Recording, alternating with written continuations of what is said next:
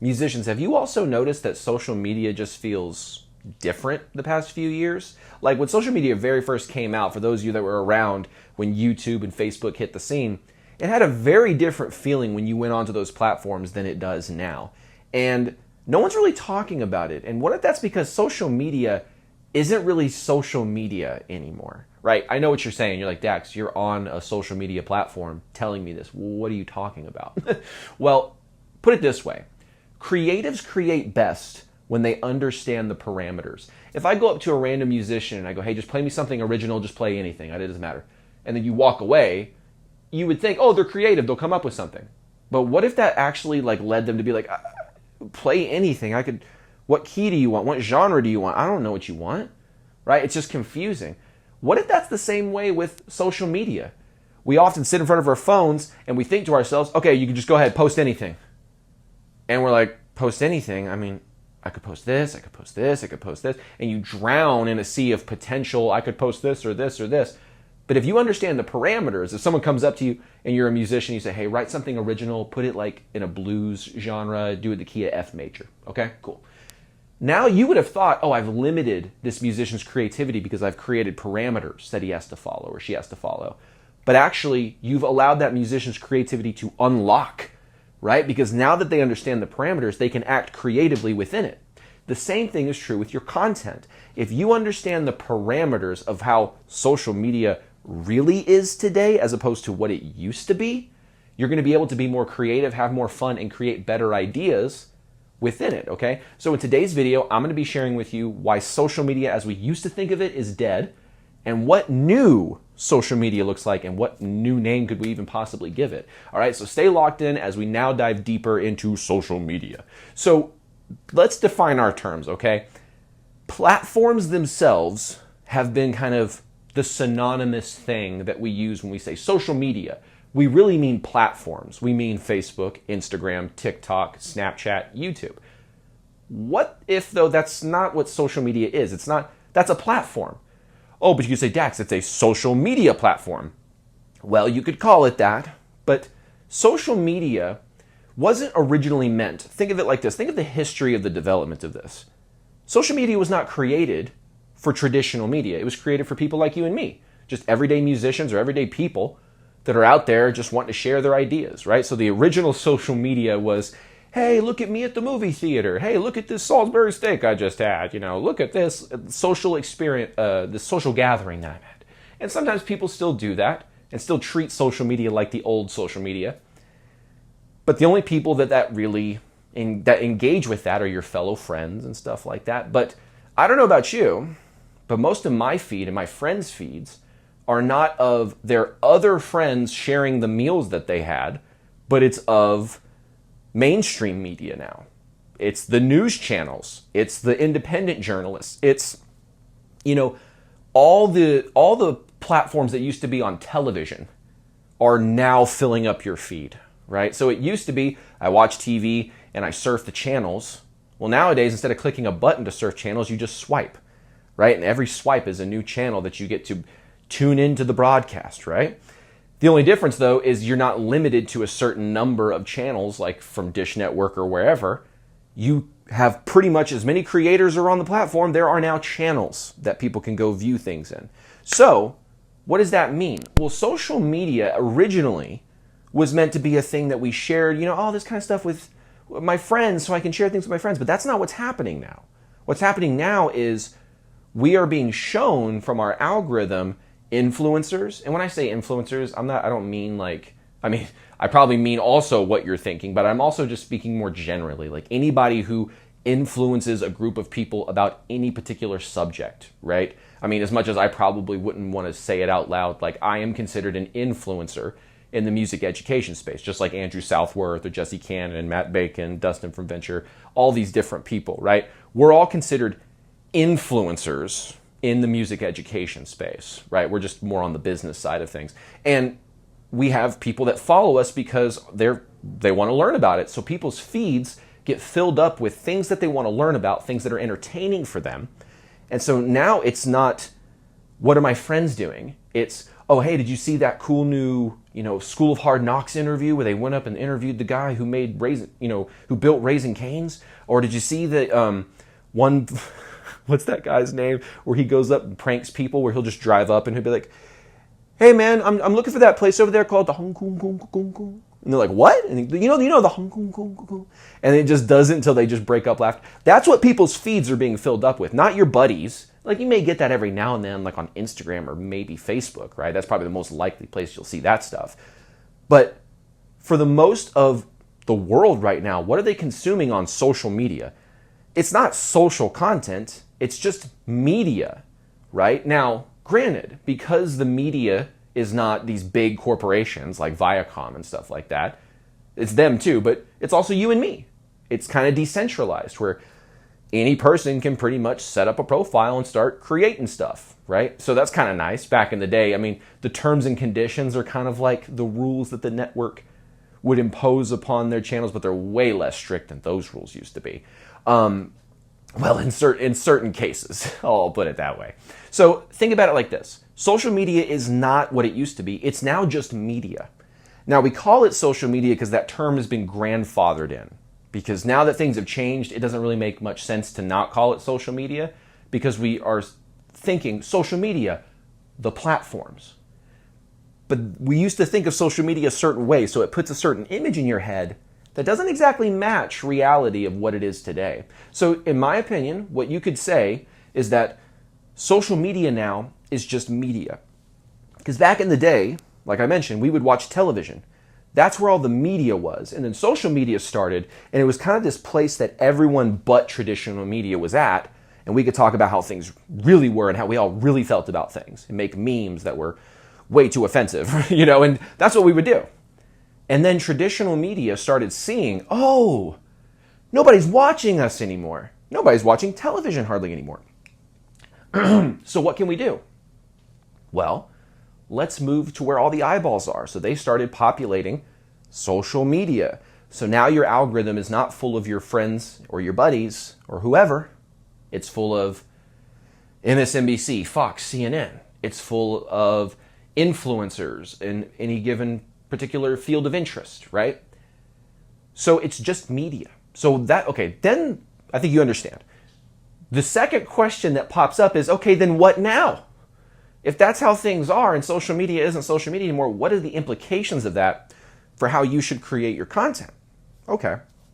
First thing I don't want you to do, don't start thinking like legacy media, right? Don't think that this is my message. Social media is just media now, so you should think like TNT or A&E or all the other channels that end in E. WB, A&E, ETV. Anyway, sorry, you guys have probably seen that meme too. But you're probably thinking, is that what I should do? I should start thinking like those big stations used to think back in the day? No. People have changed their consuming preferences, right? And you can't just kind of shove an old way of viewing things into new social media. I've tried that. What's an equivalent of that? When you go spend $3,000, $4,000, I've done that too, and you go post video clips of the music video on social media.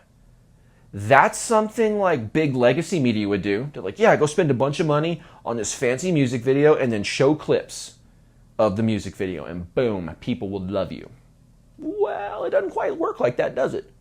How many of y'all have tried that strategy? How many of y'all have paid the $3,000, $4,000 for the music video? You know what I'm saying? It doesn't work. Doesn't work. Tried it. Don't try it. So what's the problem here? Well, that's thinking like the old media. Social media was not built for the old media. It was built for new media. So you have to create it in a way that, I know this is going to sound kind of funny. You don't want to view it like social, legacy media. You want to view things like a marketer. Okay? Now, some people just went, ooh. But being a marketer is not a bad, dirty word. Okay? Marketer is just someone who's able to garner attention, right? So if you look at, okay, what are the ways that I can garner attention for my music, right? You have to think a little bit more like a marketer. And I think thinking like a direct marketer is the best way of viewing things. But you have to think in this way of, okay, since people are consuming things for entertainment or education primarily, right? Just like back in the day, you'd go to the Animal Planet or Discovery for education or PBS or whatever, and then you'd go to Spike TV, Bravo, ET, whatever. You'd go to those channels for the entertainment, or even sports or whatever. That's entertainment. So you have to think, okay, what am I going to create? Am I going to be one of those platforms where I do better teaching things? Obviously, for me, I'm a talker, so I'm good at teaching things. It's sort of why all my businesses are related to communication, whether it's in music or just speaking to you right now, because that's one of my skill sets, right? But not everyone has that same skill set. So what do? You have to think, am I going to be education-based or entertainment-based? Some of y'all, maybe it's like, I'm not going to be able to do a monologue and extrapolate about topics for 30 minutes like Dax does, but I can be entertaining. I can create funny skits around my music. I can create all these interesting environments. And so what that allows us to do is it allows us to view like, okay, I'm either going to create from a place of entertainment or education. Pick your lane and then figure out how that lane is going to most relate to your ideal fan, okay? That's the key here. How is this going to most closely identify and relate with someone who is the most receptive to your music already, right? So someone who, if they heard your music for the first time, they'd be like, oh, this is right up my alley. You got to think from that perspective. Okay, what is that person doing on a day-to-day basis? What are the behaviors that they're exuding? What are the thoughts and ideas? What are the things that they say to their friends? What are the ideas they have about the world?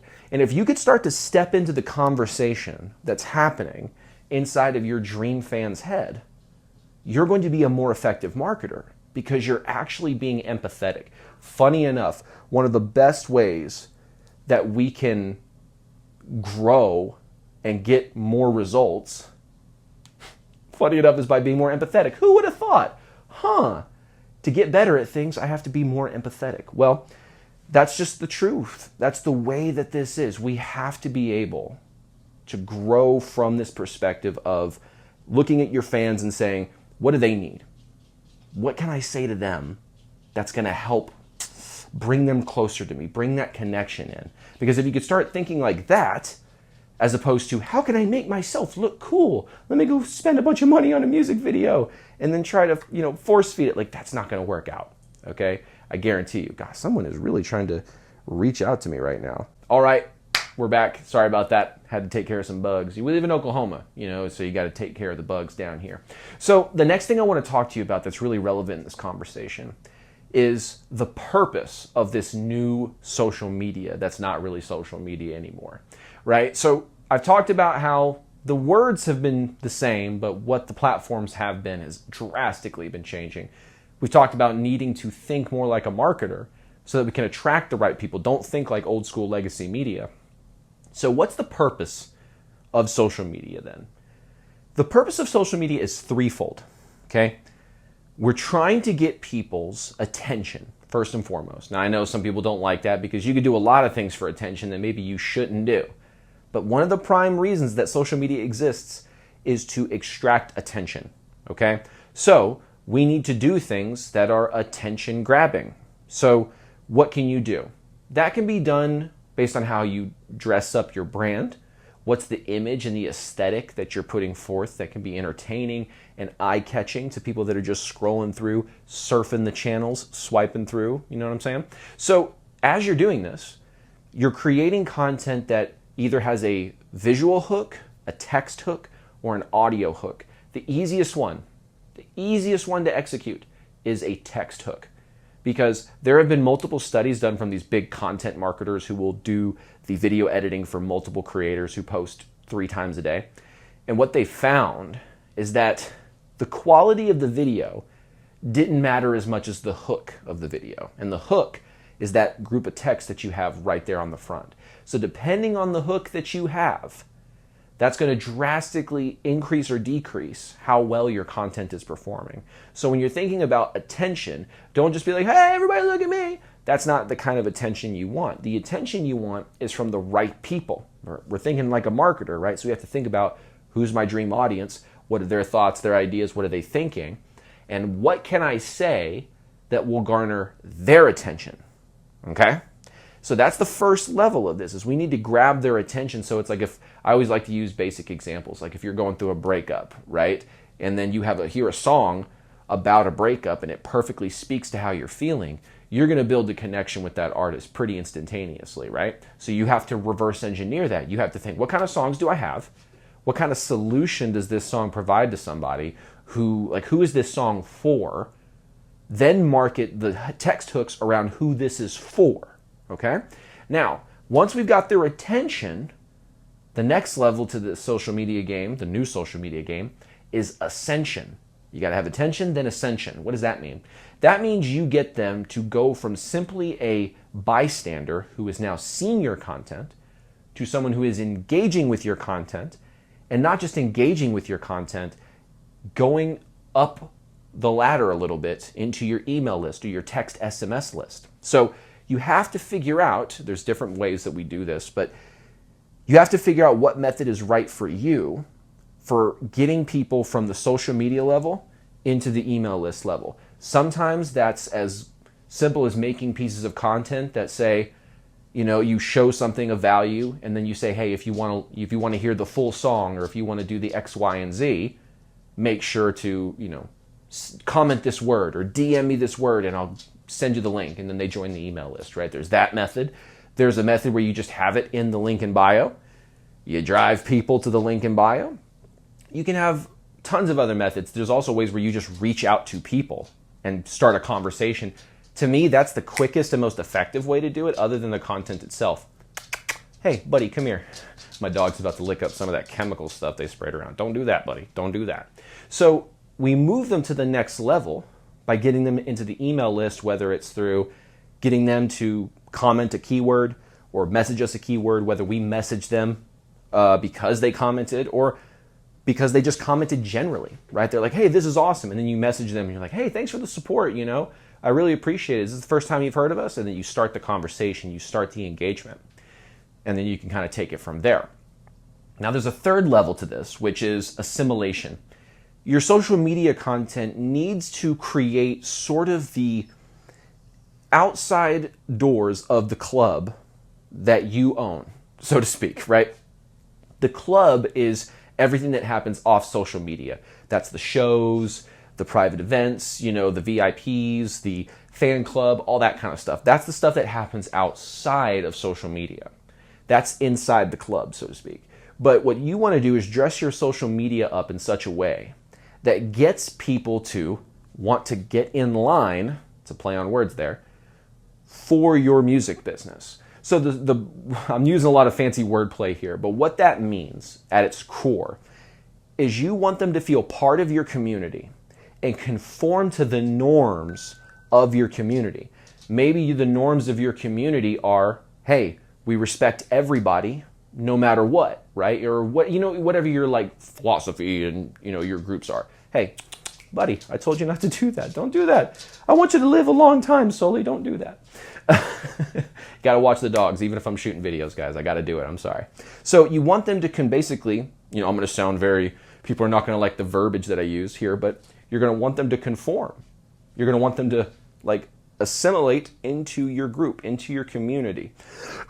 And by doing so, what they're able to do is feel like they're a part of a community. That's what you want to do. If you go to any big band that has set up a community around their music, when you see other people that like the same band as you and you guys are kind of wearing the same uniform, you're wearing some band shirt of some kind, right? That's the same artist, but it's this, oh, you got that album's, t-shirt, I got this album's t-shirt. It's like a little club that you're in, right? And when you're in that environment, you as the artist are the one who sets the terms of how the community should behave. So think of something like this. In a lot of heavy metal shows, there's moshing, right? So there is an assimilation that happens depending on the artist, where if the artist is like, I want to see somebody's skull crack on the concrete, well, the audience is going to act in kind, right? The mob mentality of the audience will yeah, he sets the pace and he said crack skulls.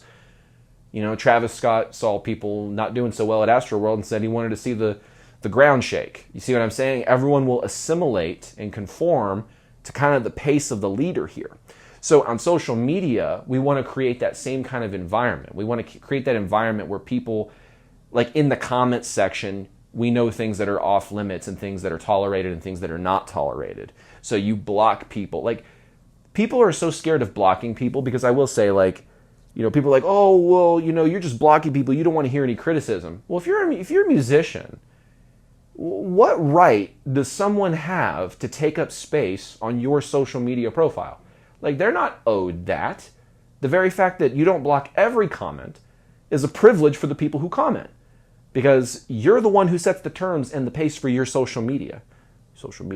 You're the one that sets the terms. So if you have people that are not behaving a certain way in the comments that should be, you know, conducive to the group, you go and block them. I talked about this in another video where some fans are worth firing, right? Some people got offended at that, but that's okay. What happens, though, is what you do right in social media is you create this attention-grabbing content, and then you create content and execute, you know, DMs and other kind of systems to bring them out of social media into your email list and text SMS list. And hopefully you've done enough assimilation from the groundwork that you've done here on social media that when they ascend, you don't have any bad apples, right? You don't have people that sneak into the, you know, the community, but then all they do is, you know, bring negative vibes to the community or something like that, right? You kind of fish that out, you filter it out, you sift it out, and you find the best group of people that are going to conform to your norms. Like, I'm just going to say that way because there are certain metal bands where they want a community of people who want to crack skulls. And so it's like, if you're going to be that band, hopefully you've communicated in such a way that no one will show up if they don't know what the deal is, because they'll be properly assimilated into the culture, right? So that's what I mean by that. So there's 3 A's there: attention, ascension, and assimilation. You can even think of it like attention, assimilation, ascension. Either way, right? The whole idea of social media, though, is not just to get followers. You don't necessarily build your audience on social media, counter to what most people think. You build attention on social media, but you build your audience once you ascend them into your email list. So if you got a lot of value from this, go ahead, hit the like button, the subscribe button, all that kind of good YouTube-y stuff. Now, the other thing, too, that I want you guys to know is that I'm hosting a 3-day workshop in Norman, Oklahoma. We're going to be diving through, in 3 days, we're going to build all the systems that you need for your music business. We're going to show you exactly how to acquire more fans using the content, kind of in the way I was just describing today. How do you actually engage with them on your email list to turn them into supporters? And then finally, how do you actually sell something that they want to buy, right? Because that's a big part of the puzzle. And so we're going to be covering that over 3 days. So after a whole weekend, you're going to have your music business systems built out, ready to integrate into your music business. So if that's something that's interesting to you, hit the link that's in the description. I look forward to seeing you guys on another video inside of Musicians Ignite. Take care.